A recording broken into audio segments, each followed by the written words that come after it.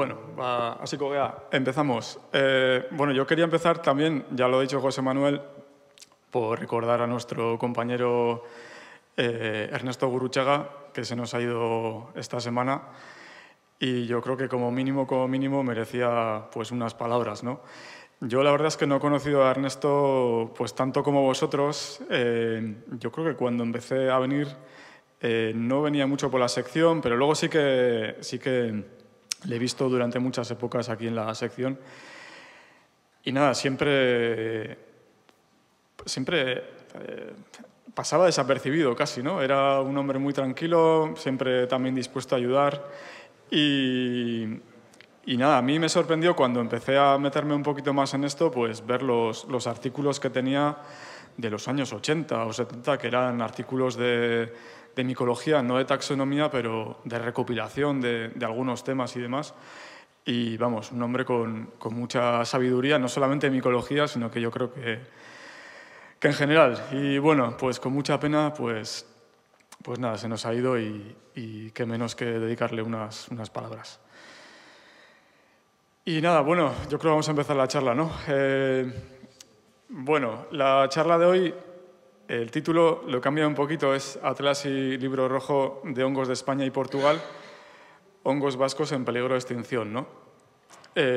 Bueno, aprovechando nuestras 50 jornadas, era una muy buena ocasión para presentar este libro en el que hemos trabajado durante 2 años y en el que creo que también Aranzadi ha tenido un papel muy importante, como veremos. Y en concreto, del libro que saldrá, que está ahora maquetándose y que saldrá, no sé si en noviembre o en diciembre, pues sí que quería, bueno, vamos a hacer una especie de presentación y también vamos a hablaros de los hongos vascos que tenemos en ese libro, que son unos cuantos también, como veremos. Y bueno, para provocar un poquito, pues en esta diapositiva he puesto el desmán del Pirineo, el bisón europeo, que es otro de los animales amenazados que tenemos, que en Europa quedan muy pocas poblaciones y una de ellas la tenemos aquí, y una planta endémica, que es la Soldanella vilosa, que es una planta también endémica de la cornisa cantábrica, y ya volverá. Y nada, que seguro que os suena, ¿no? Y igual que a vosotros, pues seguro que pues a la sociedad o a la gente de la sociedad que está interesada en la naturaleza, pues seguro que les suenan estos animales y estas plantas, pero seguro que no les suena este otro hongo que tenemos aquí, que seguro que algunos de vosotros ya conocéis, la Hygrothia intermedia. Y tampoco estoy seguro de que tampoco ninguna de las especies que vamos a meter en el libro pues son especies conocidas para la sociedad, ¿no? Y por eso emprendimos este largo camino de 2 años para intentar sacar este libro. Bueno, primero deciros que la portada no es la definitiva, pero como quedaba muy mal presentar un libro sin su portada, pues entonces me he inventado una. Es posible que esta foto esté en la portada, pero bueno, todavía no lo sabemos. Bueno, o sea que vamos a empezar. Bueno, vamos a empezar hablando de por qué hemos trabajado en este libro rojo. Después os daré algunos detalles del libro. Y por último nos centraremos ya en las especies de este libro, de las 50 especies amenazadas, las que están en el País Vasco, y las vamos a agrupar por hábitats. Bueno, está claro que estamos en un evento de extinción de especies. Sabemos todos que hay especies que están desapareciendo.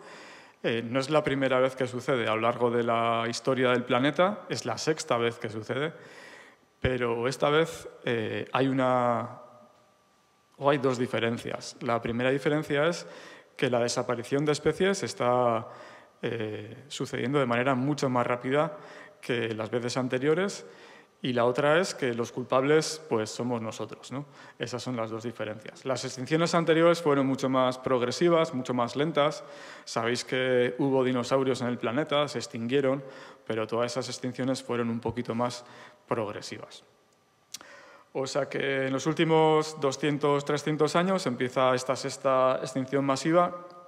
En realidad se puede decir que también empezó un poquito antes, pero bueno, de manera más rápida y acelerada hace unos 200 años, 100 años. Y que, bueno, la vida de una persona es corta, pero seguro que a lo largo de vuestras vidas habéis visto lugares que han cambiado en los últimos 30, 40 o 50 años, ¿no? Esta es la Manga del Mar Menor, que creo que está en Murcia, y ahí tenéis una foto de hacia 1940 y hoy en día, ¿no? Entonces ya veis que en 1940 pues, todo esto eran dunas, con vegetación, ahí seguro que había hongos, como todos sabemos, están por todas partes. Y hoy en día lo que tenemos es esto, ¿no? Ahí, pues en los jardines tendremos algunos hongos, pero seguro que los hongos que habitaban esas dunas ya han desaparecido. En la foto anterior os ponía también fotos de las selvas tropicales, ¿no? Que cuando hablamos de extinción, lo primero que nos viene es selvas tropicales, ¿no? Están talando el Amazonas, el problema está ahí. Y sí, el problema está ahí, pero en casa también tenemos el mismo problema. Bueno, esta foto es una foto de Donosti. Es justo la misma foto, o sea, la misma área, 1960 y 2025.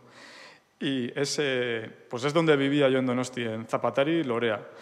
Bueno, pues ya veis que lo que hoy en día son todo construcciones, anteriormente eran campos de cultivo y sobre todo aquí pues había praderas, ¿no? Había praderas pastizales, había caseríos, ahí habría algo de ganado, se cortaba la hierba, ¿no?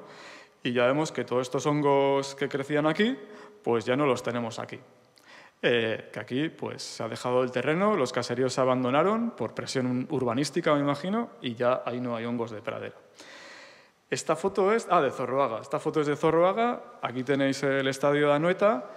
Y aquí fijaos, pues lo mismo, ¿no? Bueno, este bosque de aquí sí que está, pero fijaos aquí toda la de prados que había, ¿no? Y bueno, aquí también había prados, algún caserío que otro, pues ahora todo abandonado, construcciones, bosque, pues lo mismo, ¿no? Que hemos visto antes. Y esta foto también es del barrio de Bidebieta, al lado de Trincherpe, en las faldas de Ulia, y ya veis que donde está el barrio de Bidebieta, cosa que la moña me decía porque mi moña era allí, un caserío de allí, pues me contaba que antes todo era campo, ¿no? Y bueno, mi madre también me lo cuenta, que no es tan mayor. Y ya veis que todos estos prados con caseríos que había, pues ya hoy en día han desaparecido, ahí ya no quedan praderas, ¿no? O sea que el mensaje de todas estas fotos es que extinciones en el Amazonas sí, pero aquí también se están dando a menor escala y de otra manera, pero todos estos prados que tenían sus hongos pues han desaparecido y con su desaparición han desaparecido los hongos que habitaban ahí y bueno, estarán relegados estarán en otros lugares, habrán quedado arrinconados, pero desde luego van en receso, en declive, ¿no? No están aumentando sus poblaciones, sino decreciendo. Y precisamente por toda esta problemática, durante esta sexta extinción global de especies, surge esta organización, que a algunos ya os sonará, que es la UICN. La UICN es la Unión Internacional para la Conservación de la Naturaleza. Es una entidad que surge en 1948, que no es gubernamental, tiene como unos 200 socios, algunos países, algunas fundaciones, etc. Y tiene 1000 empleados. El objetivo de la UICN es realizar un listado de especies amenazadas, especies que se considera que están en peligro de extinción, y también alertar a los diferentes países responsables de la conservación de esas especies, alertar a estos países y decirles que aquí hay una especie que tenéis vosotros que debería de estar protegida, ¿no? O sea que ese es el trabajo de la UICN. Uno de los inventos de la UICN es el sistema para valorar o evaluar si una especie está en riesgo de desaparecer o no. Y este sistema es un sistema de criterios, de condiciones, que podemos ver si las especies cumplen o no. Los criterios son estos que tenéis aquí, que son el A, el B, el C y el D. Hay uno más que no se utiliza en hongos. Y estos criterios no son criterios inventados, sino que, por desgracia, como podéis ver aquí abajo, hay animales y hay plantas que ya han desaparecido en los últimos 100 o 200 años. O sea que, basándose en las razones por las cuales estas especies han desaparecido, se han establecido estos criterios. Sobre todo para quienes no estéis muy acostumbrados a temas de biología, puedo poner un ejemplo muy fácil con el dinero. Y vamos a empezar a repasar criterio por criterio. El criterio A sería una reducción de la población, cuando una especie se reduce de manera importante.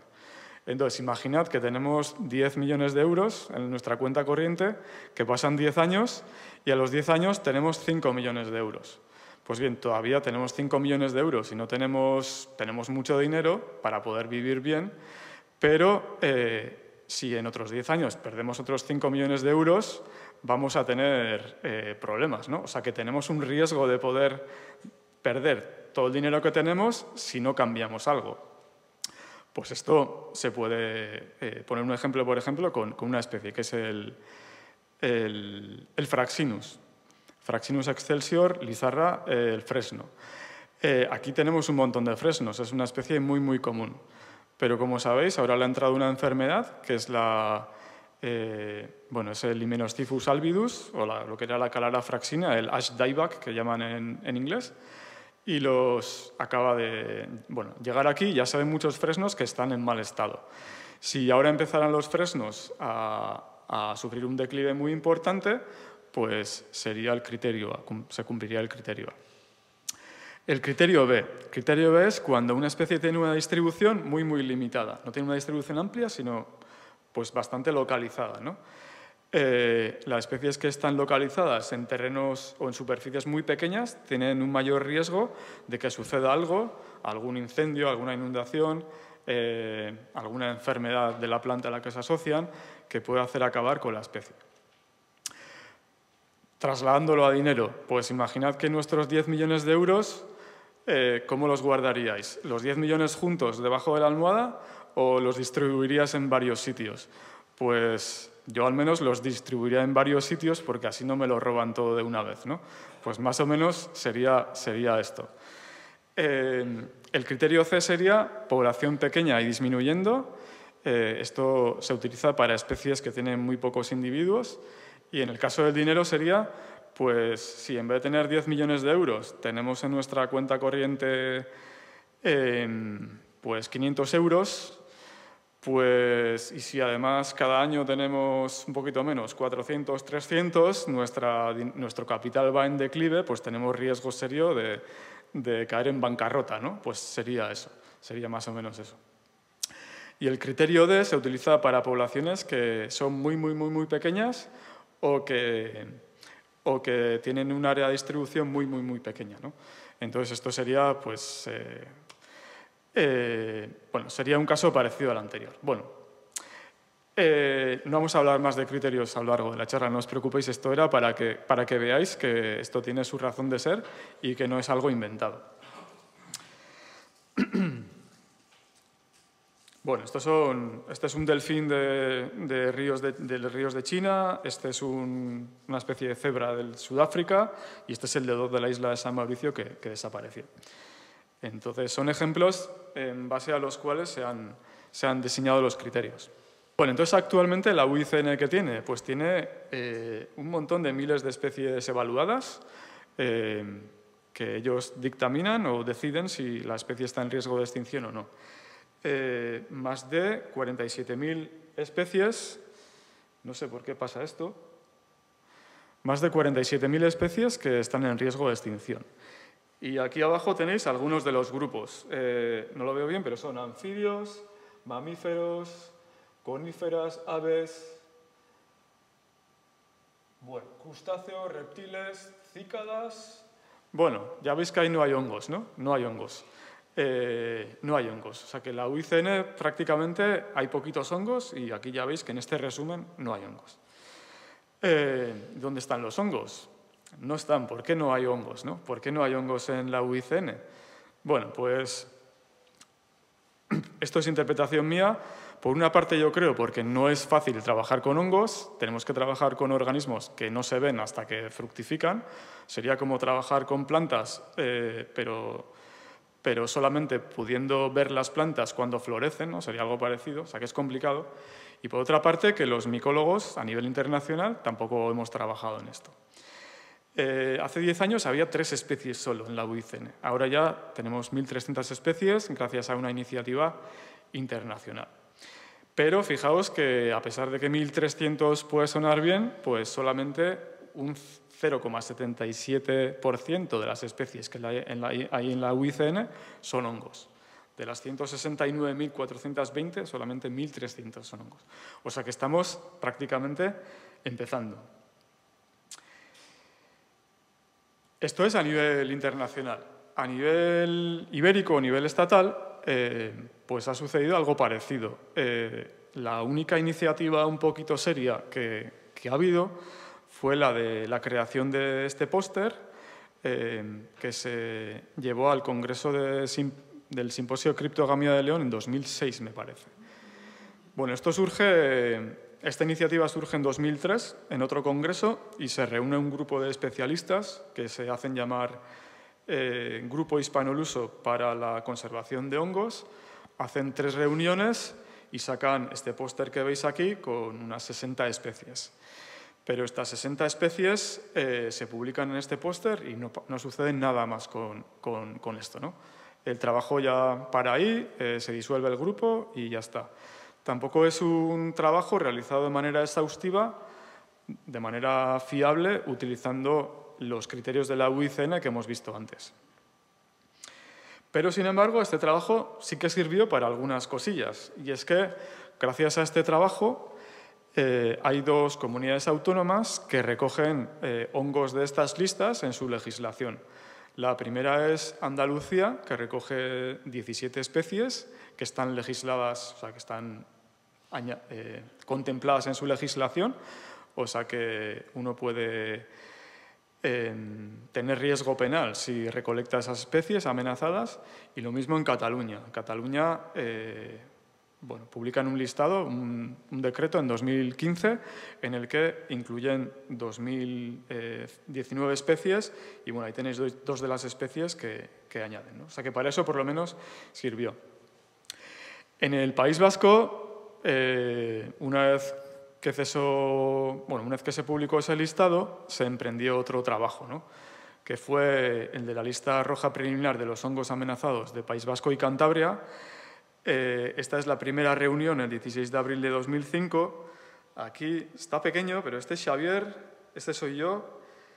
Aquí está Roberto, yo creo que José Manuel también estaba allí. Y bueno, este es Plácido, este es Rafa Picón, o sea que este es Butrón, Manso, eso es. O sea que hay mucha gente, ¿no? Bueno, esta iniciativa tuvo pues, muchas reuniones a lo largo de, creo que 2 años, y se publicó como resultado este artículo, una lista roja preliminar, que también cayó en el olvido. Lo mismo, tampoco fue una lista roja, sí que muy discutida, pero no trabajada bajo los criterios de la UICN, y ahí se quedó.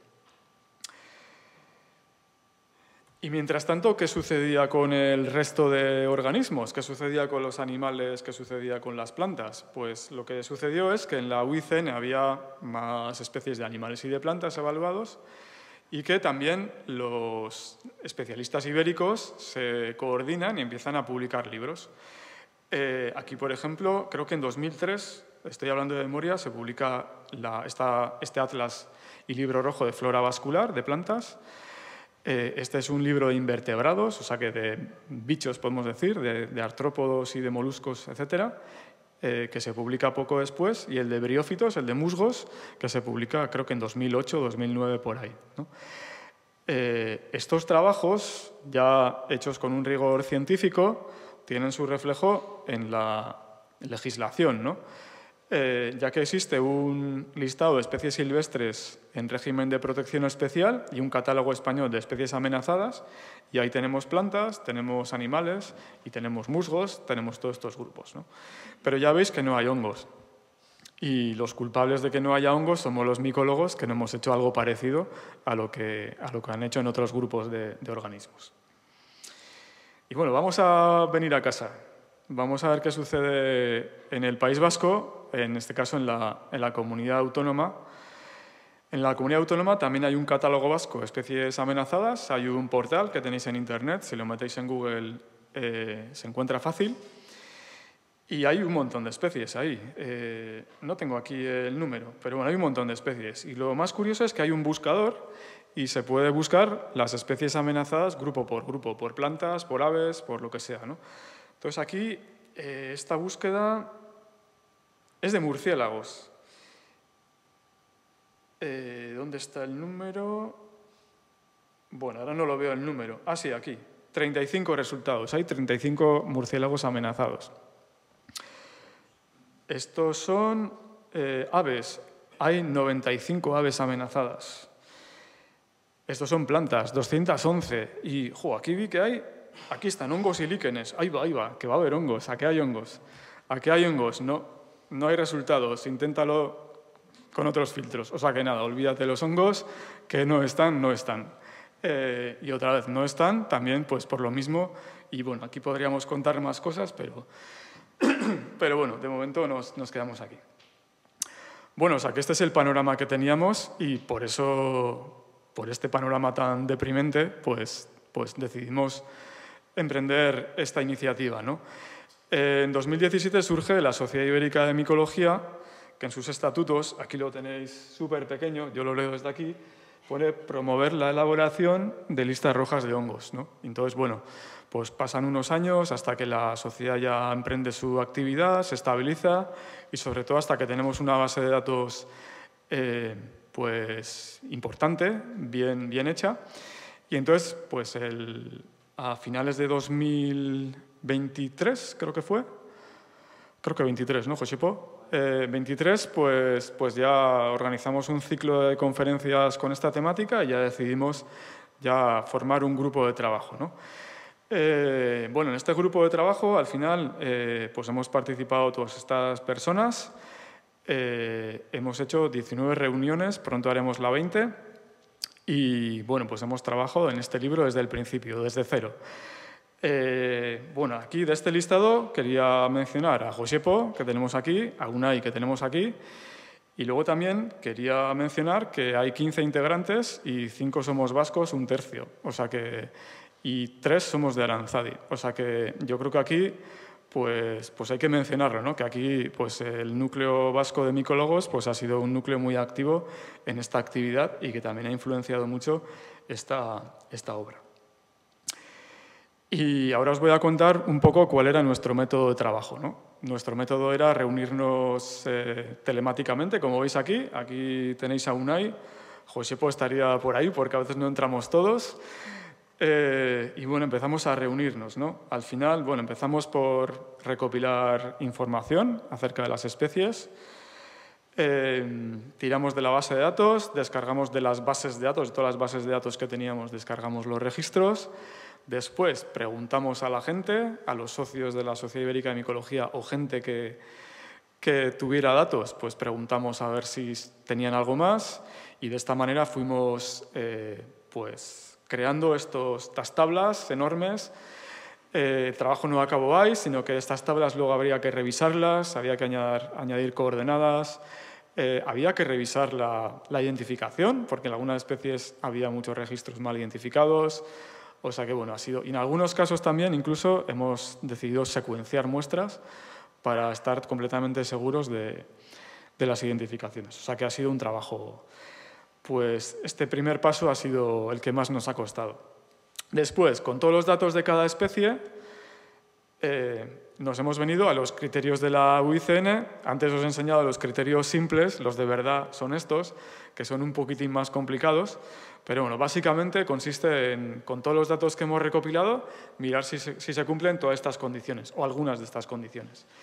Y en base a eso ya se aplica una categoría de amenaza que puede ser en peligro, en peligro crítico, amenazado o vulnerable, dependiendo de la severidad, ¿no? Del riesgo que tiene la especie de poder desaparecer. Bueno, y así hemos llegado a tener este libro casi listo, que como os decía, lo estamos maquetando y yo creo que en un mes o así ya lo tendremos fuera. En este libro no hemos incluido todas las especies amenazadas que hay, porque eso es un trabajo ingente, bestial, que no hemos podido hacer. Hemos tardado 2 años en evaluar o trabajar 50 especies, o sea que este libro contiene 50 especies. ¿Hay más especies amenazadas? Claro que sí, hay muchas más, Pero estas son las primeras 50 que hemos podido trabajar. Y estas son las 50 especies. Que os voy a dejar un rato que leáis. Yo bebo un trago de agua.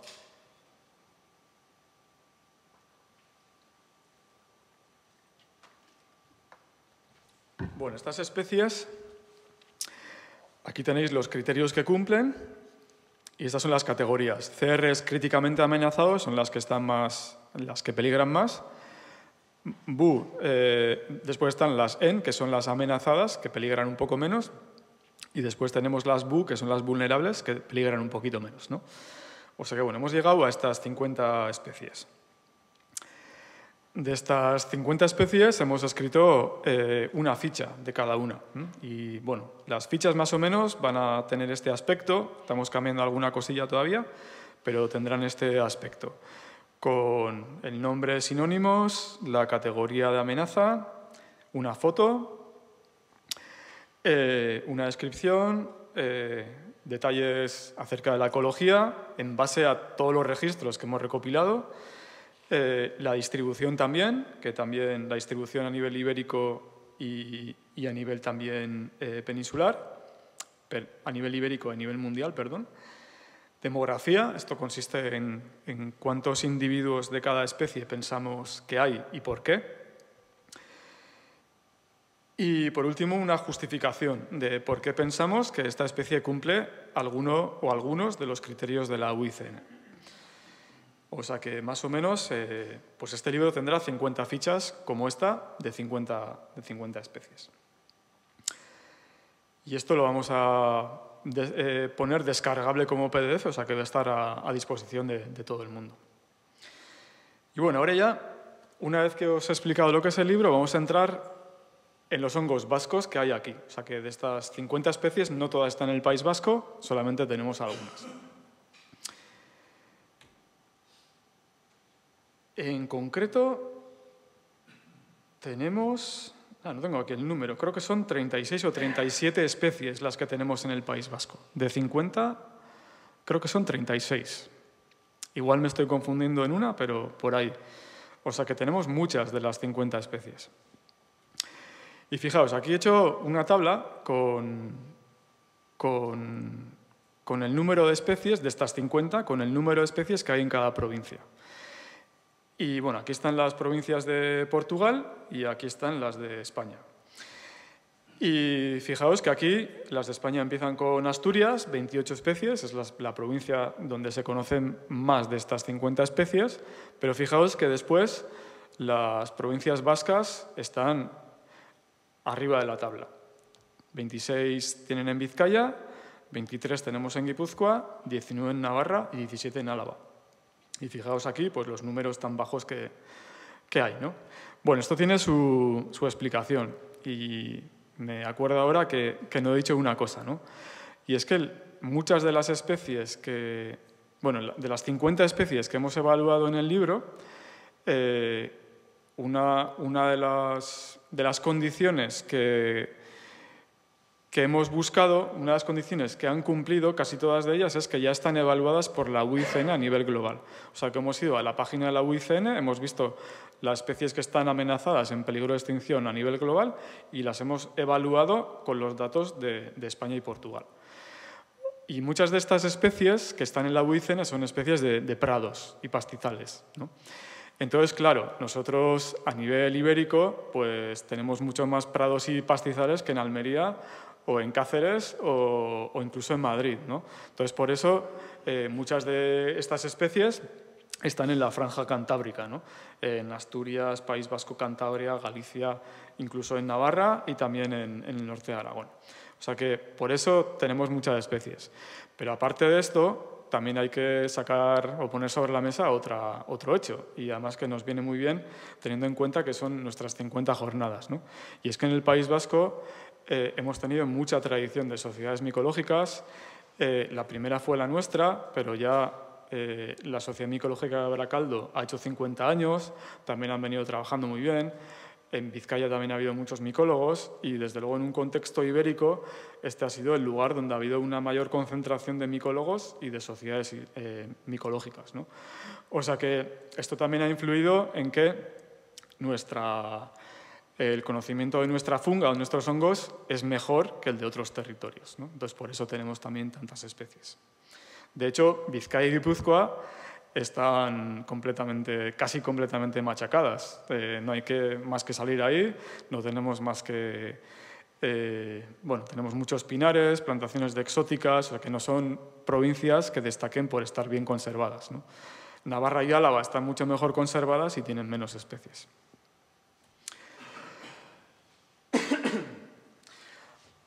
Bueno, y aquí tenemos otra imagen con todos los registros que hemos recopilado para estas 50 especies. Están los registros de las 50 especies juntos, ¿no? O sea que, bueno, en estos puntos hay alguna de las 50 especies amenazadas que hemos visto. En total han sido 1.256 registros de especies, de localidades de especies amenazadas, de las 50. Pero fijaos que de estos 1.256, 437 están en nuestras provincias. O sea que todos los puntos que veis aquí, un tercio, están aquí, en nuestras 4 provincias. O sea que es un poquito raro, ¿no?, que en un territorio tan pequeño esté un tercio de todas las localidades, ¿no? Y esto, otra vez, pues recalco, yo creo que es porque aquí hemos trabajado mucho y tenemos muchos datos, ¿no? Y no tengo el dato de Aranzadi, pero de estos 437, yo creo que 300 yo creo que son de Aranzadi, yo creo. O sea que yo creo que también podemos estar orgullosos de todo el trabajo que hemos hecho, que ha servido también para esta iniciativa y que nos ha servido para tener protagonismo también en este libro. Bueno, y aquí tenemos pues el mismo mapa, son los registros o las localidades de especies amenazadas en el País Vasco. Y aquí en amarillo tenéis los espacios protegidos. Aquí está Urdaibai, aquí está Pagoeta, aquí está Ayacoarría, esto es Aralar, esto es Aizkorri, esto creo que es Ultzama, esto es Bertiz, esto es Urbasa, esto es Izki, ¿no? Bueno, pues ya veis que sí que hay espacios como Urdaibai, que tiene un montón de puntos, o sea que esos puntos están dentro de un espacio protegido, o aquí en Gorbea, pero fijaos que, bueno, en Ayacoarría también, pero fijaos que en Aizkorri no hay casi ninguno, en Aralar casi no hay ninguno, en Urbasa hay uno, o sea que, bueno, este mapa se ve muy bien dónde vive la gente, ¿no? Alrededor de Bilbao hay un montón de puntos, pero en el este de Vizcaya no hay puntos. Nosotros vivimos por aquí y esta zona casi no la pisamos, el Aralar guipuzcoano casi no lo pisamos, el Aizkorri tampoco lo pisamos. O sea que esto no quiere decir que ahí no estén esa especie, significa que hemos muestreado poco ahí, porque seguro que algunas de estas seguro que están. Y bueno, a los vizcaínos les pasa un poquito lo mismo también con la zona de Urkiola y demás. Y los alaveses igual, Algorbea y Izki, pues no tenemos casi datos. Bueno, fijaos que 3/4 partes de los datos que hemos recopilado caen fuera de espacios protegidos. Luego podemos ver que los espacios protegidos se han diseñado sin pensar en hongos, ¿no? Yo creo que es una conclusión que podemos sacar. Bueno, y como decía, 34 son las especies que tenemos en el País Vasco y son estas que tenemos aquí. Bueno, y por no hablar de las especies de una en una, se me ha ocurrido ir hablando, agrupar estas especies, las 34 especies que tenemos en el País Vasco, por grupos, ¿no? Entonces, 20 de las especies son especies que se encuentran sobre todo en prados y helechales de siega. 9 especies son especies de bosques maduros, de robles y hayas, de bosques autóctonos. 3 de estas especies, de las 34 que tenemos en el País Vasco, son de dunas. Una es de turberas y una habita en manzanos viejos. O sea que vamos a empezar a hablar de grupo en grupo y vamos a ver en general cuál ha sido la problemática de cada grupo, ¿no? Bueno, vamos a empezar por el primer grupo, que son las especies de prados.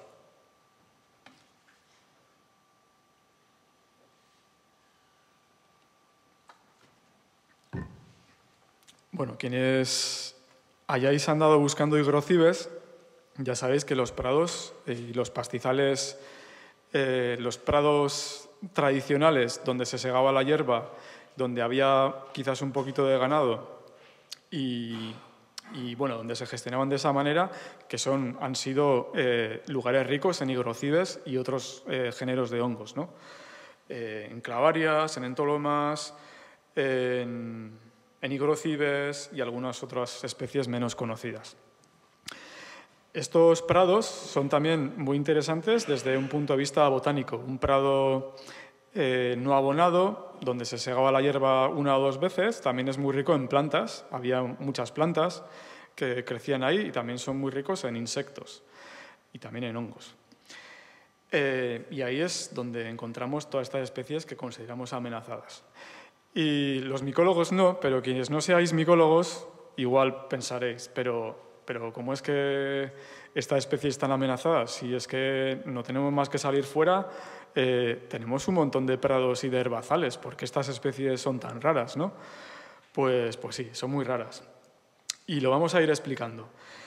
Estos prados naturales que no se han abonado y en los que ha podido haber un poquito de ganado, pero no mucho, son lugares en los que de manera natural hay una concentración muy baja de fósforo y de nitrógeno en el suelo. Y esto es lo que hace a estos hongos, lo que les gusta a estos hongos, ¿no? Cuando sube la concentración de nitrógeno y de fósforo, o cuando se abona, estos hongos ya mueren y desaparecen. No se sabe qué hacen estos hongos, se piensa que viven en simbiosis con las plantas, con la hierba, pero no se sabe muy bien lo que hacen. Bueno, ¿y qué es lo que ha sucedido con estos prados? Bueno, pues esta foto de aquí muestra lo que ha sucedido con algunos de ellos, ¿no? Ya sabéis que pues, estamos sufriendo un abandono de caseríos, un abandono rural. Entonces, en esos caseríos en los que el casero se ha muerto o ya se ha hecho mayor y ya no le apetece cortar la hierba, pues ha dejado de cortar la hierba. Entonces, ¿qué es lo que sucede? Que al dejar de cortar la hierba, crece la hierba muy alta, crece la argoma o crecen las zarzas y ya estos hongos ya desaparecen también, dejan de aparecer.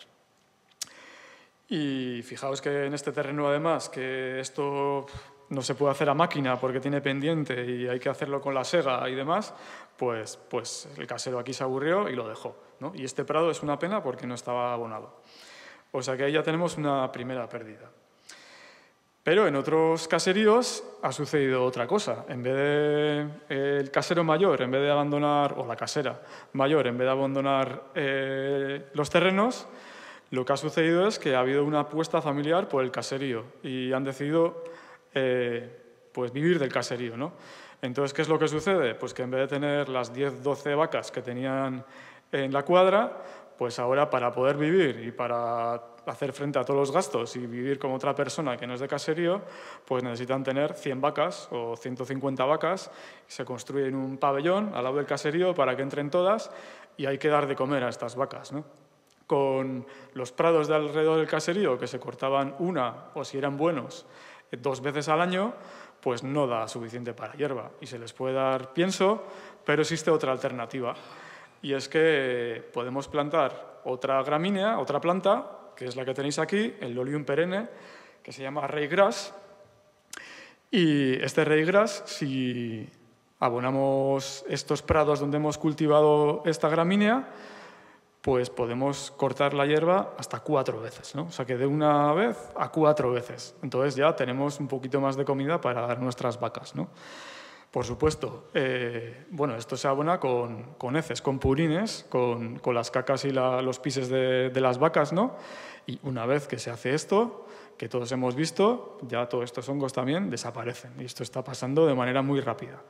Con abonar una sola vez ya desaparecen y esto es irreversible, es imposible quitar el nitrógeno y el fósforo del suelo. Y después tenemos otra serie de prados que no tienen tan mala pinta, pero no sale nada. ¿Y por qué? Bueno, pues este prado, ¿pensáis que tenía buena pinta? No tiene mala pinta, ¿no? Bueno, es el prado de mis padres, ahí en Guetaria. Es un prado que, bueno, tiene bastantes plantas de los prados de siega típicos. Tiene Lathyrus gramineus, tiene Festuca arundinacea, tiene Trifolium pratense, bueno, tiene ahí cosas. Pero ya veis que esta gramínea de aquí, que es el Paspalum dilatatum, es una gramínea de Sudamérica. ¿Y por qué está ahí? Pues está ahí porque este es un prado que se ha alterado, ¿no? Es una planta que entra cuando el prado se ha alterado. Y de hecho yo me acuerdo de cuando yo era pequeño, esta parte de aquí abajo era un maizal, o sea que ya había huerta. Allá había huerta y ya había maizal, ¿no? O sea que eso se abonó y ya por eso ahí no salen higrocides en este prado. En otro rinconcito que tenemos sí, pero aquí no sale ninguno. O sea que no solamente es lo que se ha hecho ahora, sino lo que se ha hecho en el pasado. Igual, bueno, este prado tampoco tiene buena pinta, hay mucho nitrógeno porque estos son rumex, que son también plantas nitrófilas, o aquí que tenemos mucho ganado tampoco. Aquí tenemos Sambucus ebulus, tenemos ortigas, que también son nitrófilas, tenemos menta suave olens. Pues nada, tampoco, aquí tampoco, bueno, aquí no he buscado, pero yo creo que a nadie se nos ocurriría buscar higrocides aquí. Bueno, entonces, ¿qué es lo que ha sucedido, ¿no? Lo que ha sucedido es que en los últimos 30, 50 años, yo creo que esto lo hemos visto todos, ¿no? Los terrenos que no se han plantado con pinos y que todavía eran pradera, pues se han ido o abonando o abandonando y quedan poquísimos sitios en los que están estos hongos, ¿no? Y aquí, bueno, esta foto, Joaquín, no te veo ahora, pero esto es un punto tuyo que nos pasaste por Polomopsis calyptriformis, que lo debes tener ahí localizado en un par de prados, ¿no? Y bueno, supongo que en el resto de prados, que son privados y también es difícil entrar, pero o los han abonado con purines, o han dado demasiado ganado, o los han dejado. O sea que esto es lo que ha sucedido con estos hongos. Y bueno, también quería hablaros de los helechales, que aquí hay gente que conoce bien los helechales, pero la gente en general no conoce muy bien los helechales. Aquí en el País Vasco tenemos una tradición que se está perdiendo también, pero que es muy nuestra, que yo creo que en Europa, en Gales he leído que también se hace algo parecido, pero en Europa yo creo que no existe nada igual, que es cortar el helecho. Hay prados, digamos, helechales, que son como prados de helecho en los que se corta el helecho anualmente, ¿no? Y este helecho luego se utiliza para cama de ganado, ¿no? A las ovejas les gusta mucho para dormir y luego con todos los excrementos se utiliza todo esto para abonar las huertas. En algunos sitios se utiliza la argoma o tía, se utiliza, pero en algunas zonas como el este de Guipúzcoa y en Iparralde, en Benafarroa y en el norte de Navarra, pues todavía se sigue cortando el helecho, ¿no? Y bueno, se detectan fáciles algunos de estos terrenos porque hacen metas de helecho, que además en Baztán son más pequeñas, en otros sitios son más grandes, ¿no? Y bueno, pues cortan el helecho en septiembre, octubre. Estuve en Saldías hace poco justo sacando estas fotos. Me decía la mujer que si es para hacer bolas, lo cortan en septiembre. Si es para hacer metas, cortan en octubre más tarde. Y bueno, esto es lo que hacen. Y luego hacen sus metas y de las metas van cogiendo para la cuadra, ¿no? Bueno, ¿por qué os cuento todo esto? Bueno, primero, vamos a seguir. Pues, ¿por qué os cuento todo esto? Porque resulta que algunas de las especies que hemos metido en el libro salen en estos helechales. Aquí tenéis el helechal más rico que yo creo que conocemos, que Ignacio lo conoce bien. Creo que Joaquín también ha estado por allí, Josepo, no sé si ha estado. Es el de Artalecu, en Berastegui, ahí cerca del puerto de Hurto. Son 0,4 hectáreas, es pequeñísimo. Y bueno, esto por debajo tiene este aspecto, ¿no? No hay nada leñoso, no hay ni argoma, ni hay brezos, ni hay zarzas, ¿no? Es así. Y entonces esto les viene muy bien a nuestros hongos. Nuestros hongos pueden crecer ahí perfectamente. Si se deja de cortar el helechal, lo que sucede es lo que se ve aquí, que empieza a crecer con el hecho la argoma y todo se ensucia y ya estos hongos ya también desaparecen. Y es algo que está pasando de manera también muy rápida. Hace unos 20 años yo me interesé mucho por este tema y bueno, me recorrí muchas zonas buscando helechales para buscar setas y muchos de estos helechales ya no se cortan y ya están, así como veis, ya son argomales. Y ya todos estos hongos que había, pues ya han desaparecido. O sea que, igual que sucedía con los hongos de prado de siega, pues estas localidades que son helechales también están desapareciendo. Y quería traer otra vez Artalecu aquí, ¿no? Es este helechal del que os hablaba, que lo tenemos aquí, porque 9, creo que son 8 especies de las que tenemos en el libro están aquí, en este sitio que tenéis aquí, que son 0,4 hectáreas. O sea que este sitio es una joya, una joya. Y estaría bien poder hablar con la familia que lleva esto para que sigan cortando el helecho, porque si se cansan, pues ya todo esto se va a perder. ¿Han cortado? Bueno, pues tenemos un año más de oxígeno. Eso es.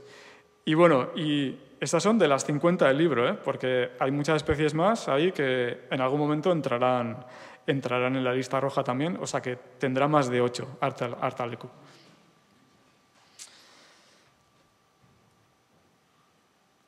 Bueno, y ahora vamos a hablar del segundo grupo, que, si recordáis, era el de las especies de los hongos que aparecían en bosques maduros de hayas y de fagáceas, ¿no? O sea, de hayas y de robles.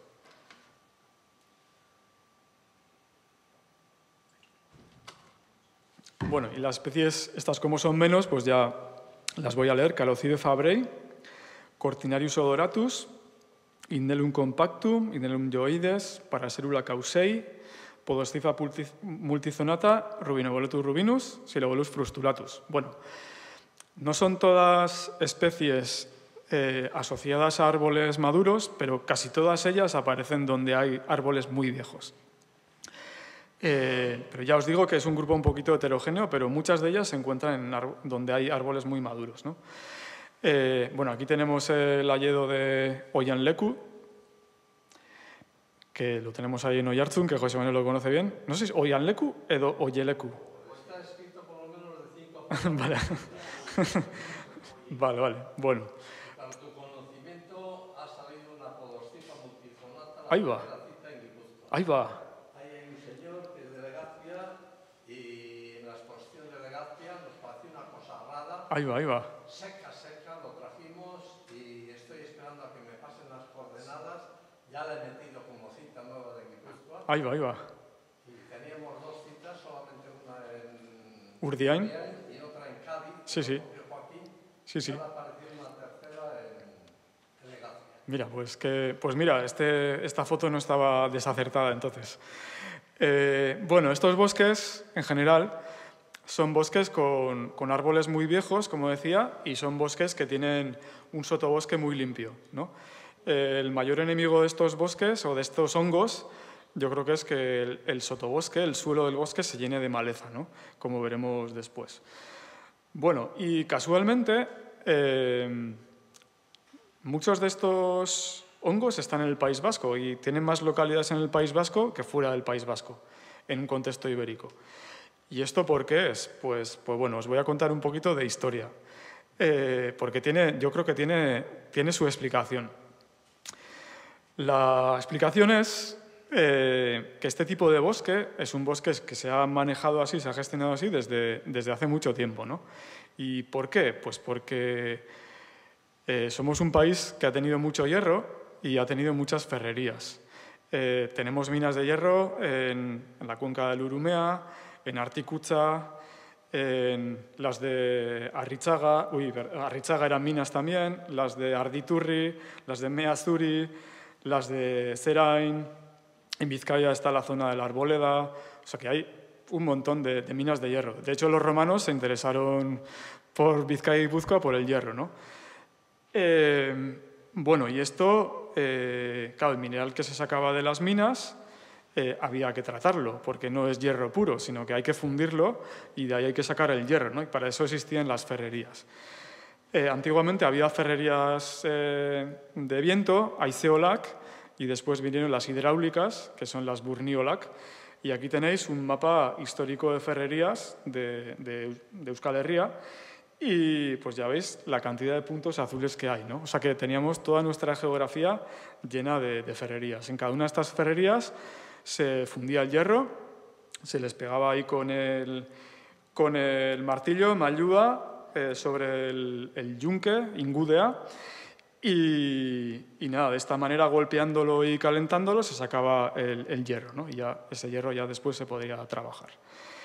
Y claro, todas estas ferrerías y toda esta energía de calor había que sacar a algún sitio, y se sacaba del carbón vegetal. El carbón vegetal. O sea que los bosques vascos han sido explotados muy intensamente para hacer carbón vegetal durante siglos y siglos, por lo menos durante los últimos 5 siglos, ¿no? Y de hecho, quienes pisamos los bosques autóctonos, sabemos que en los bosques encontramos como unas pequeñas planicies que se llaman Chondor Plaza, que es donde ponían las carboneras, las chondorrak, ¿no? Y ahí se hacía carbón. Y nuestros montes están llenos de eso, ¿no? O sea que todos esos montes se sacaba madera desde hace mucho tiempo. ¿Y eso qué tiene que ver con...? Bueno, y también os lo he dicho, también, como pues otro detalle que da importancia, o sea, que para hacernos a la idea de lo importante que eran las ferrerías, ¿no? Ferrería en euskera se dice ola. Y si vemos cualquier mapa de por aquí, hay decenas de topónimos que tienen ola, ¿no? Como Loyola, Olarte, Olabarrieta, bueno, este es de Vizcaya, Olabeaga, Mendiola, Sarasola, Olavide, Olaberria, Olazar, Olasagasti. Luego hay con todos los árboles, Pagola, Urkiola, Aitzola, Alzola, Sarasola hasta aquí, bueno, hay todos. Y mi apellido también, pues Olariaga también viene de ahí. O sea que ha sido súper importante. Bueno, entonces, ¿aquí cómo encajan estos bosques? Pues lo que sucede con estos bosques es que hasta el siglo XVI los bosques se gestionaban en monte bajo. Se cortaban desde abajo, los hayedos, por ejemplo, o también los melojares, se cortaban desde abajo y ahí rebrotaban varias ramas, ¿no? Se cercaba el bosque y estos bosques periódicamente, cada 10 años así, se cortaban otra vez. Pero esto tenía un conflicto y era que el ganado no podía entrar. Y en el siglo XVI inventan una manera de poder tener ganado en el bosque y de poder obtener madera. Y es el trasmocheo, que no es algo vasco, pero aquí ha sido más importante que en ningún sitio. Trasmocheo consiste en cortar la cabeza del árbol y dejar unas poquitas ramas que se cortaban cada 9 o 12 años, ¿no? Y bueno, por eso tenemos tantos árboles trasmochos en nuestros montes, que sin embargo van muriendo, ¿no? Entonces, estos bosques que os ponía aquí en esta fotografía, donde están estos hongos, son bosques de este tipo, que se han explotado por trasmocheo o de otras maneras, pero se han explotado de esta manera, manteniendo ganado un sotobosque muy limpio y manteniendo árboles viejos. O sea que por eso estas especies están ahí. ¿Y cuál es el problema? Bueno, los problemas son dos. Los árboles trasmochos ya no se trasmochan. Hay poquísima gente, ya no sé si queda alguien vivo que haya trasmochado. Se subían con las hachas a los árboles y trasmochaban. Hemos perdido completamente la tradición y ya los árboles que no se trasmochan cogen mucho peso en las ramas y el viento los acaba echando al suelo. O sea que los árboles trasmochos están desapareciendo. Y la otra es que los bosques que se pastaban, donde había algo de ganado, pues se están ensuciando y el monte se está ensuciando. Y esto es precisamente el caso de Urdiain, que es uno de los sitios que mencionaba José Manuel, donde tenemos la Podoscifa multizunata, donde tenemos el Rubinoboletus rubinus, en el que el día pasado mirando por internet están desbrozando algunas zonas porque se está ensuciando el monte. Y si se ensucia demasiado y pasa mucho tiempo, estas especies van a desaparecer.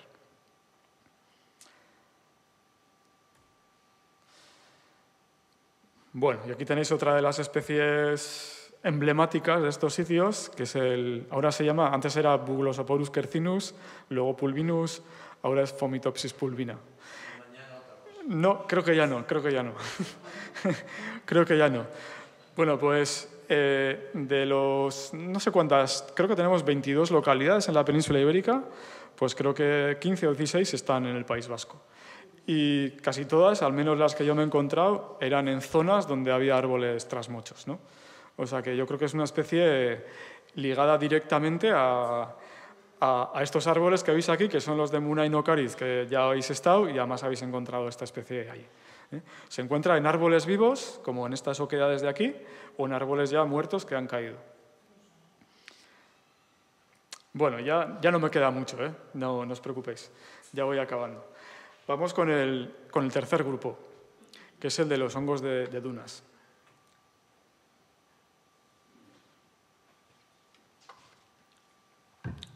Bueno, ya sabéis que hay muchos hongos en las dunas.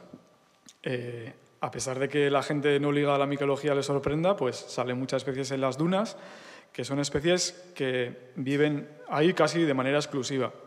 Especies asociadas a un suelo muy arenoso, que se mueve mucho y con poca materia orgánica, ¿no? O sea que estos hongos solamente viven en esas condiciones tan especiales. Y estas especies, como sabéis, pues han sufrido un retroceso bastante importante en la península ibérica, sobre todo en la costa mediterránea, y aquí quizás también.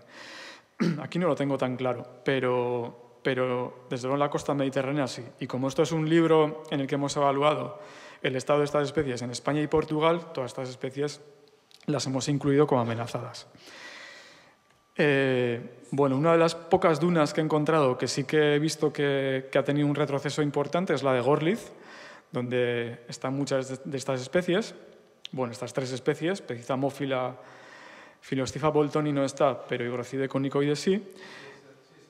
Sí está. Vale.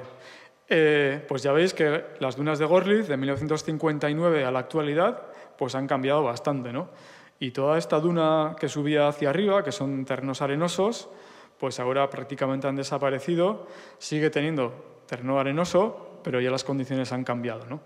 Bueno, en la costa del Mediterráneo hubiera podido poneros fotos mucho más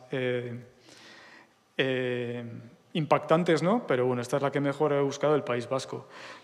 Justo ayer en Hondarribia también vi que en Hondarribia había algo de duna antes de que construyeran el puerto deportivo. Ahí también había dunas, lo que no sé si habría algunas de estas setas. Bueno, o sea que estas especies las hemos metido en la lista roja por el retroceso de hábitat y luego también la pérdida de calidad de hábitat, porque estas playas también son lugares frecuentados por la gente en verano que pisa estas dunas y representan una amenaza para estas especies.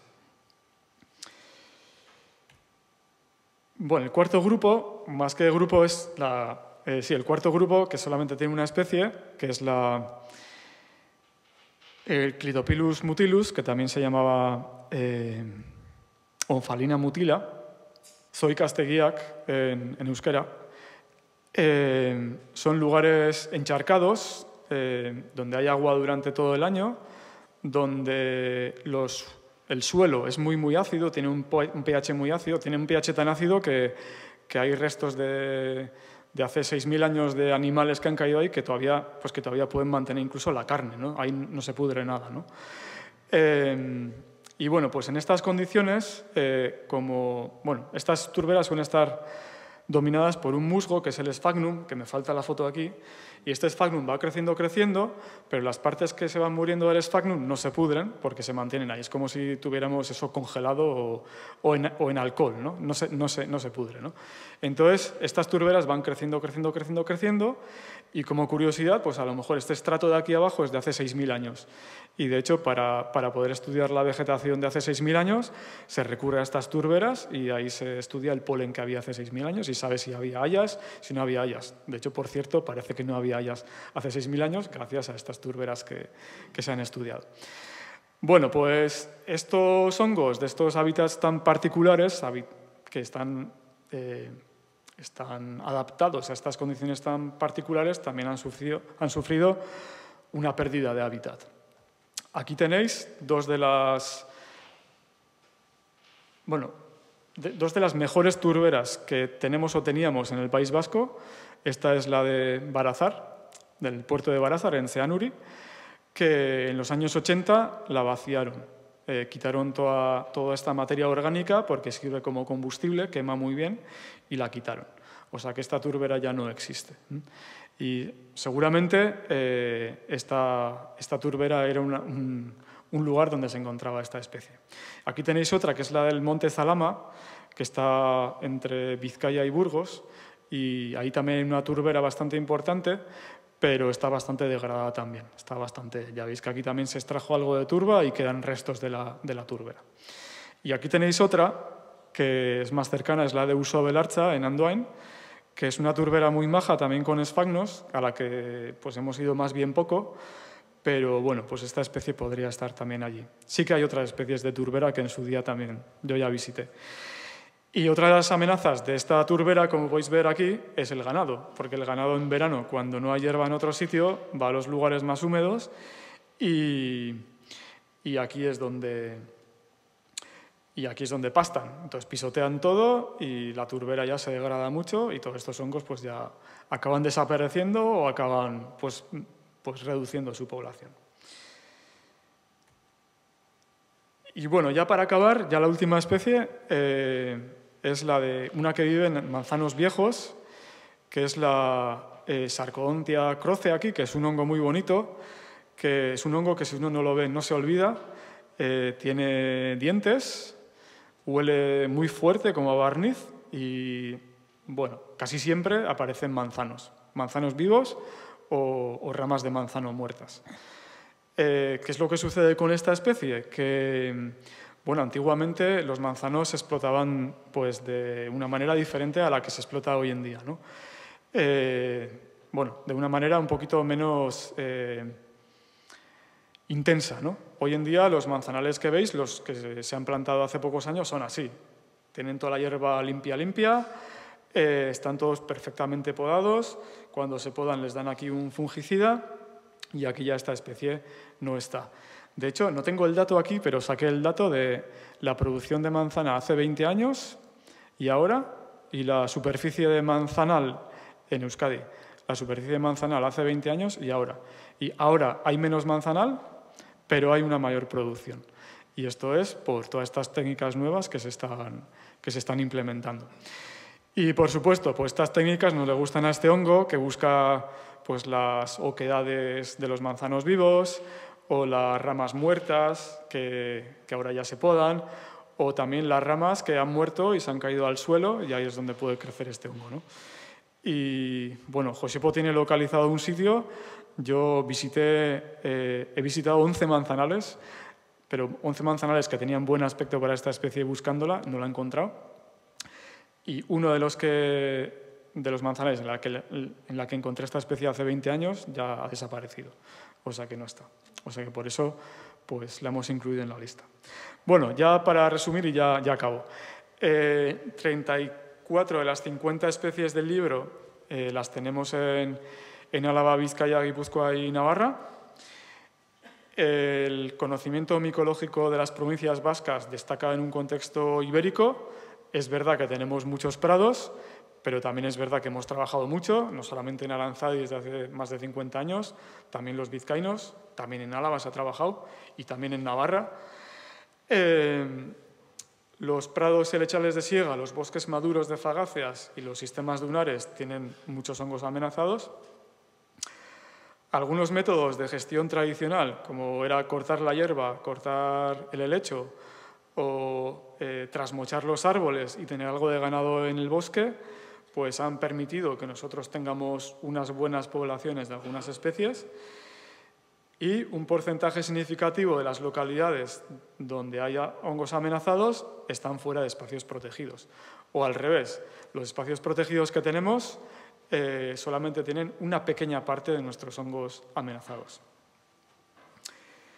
Y nada, quería agradecer a toda la gente que nos ha dejado fotos para el libro y también para esta presentación que las he utilizado, a José Antonio Muñoz, a John, que también nos has dejado fotos y estás aquí, a Herbi, a Josepo, a Roberto Cañoli, Miguel Ángel Ribes, Pedro Arrillaga, Juan Ignacio, Albisu, bueno, Golindo y Santi Gibert. Y seguramente se me ha olvidado alguien también, porque ha sido un montón de gente.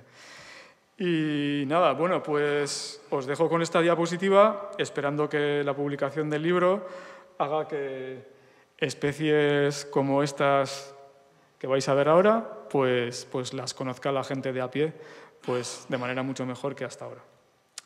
Eskerrik asko.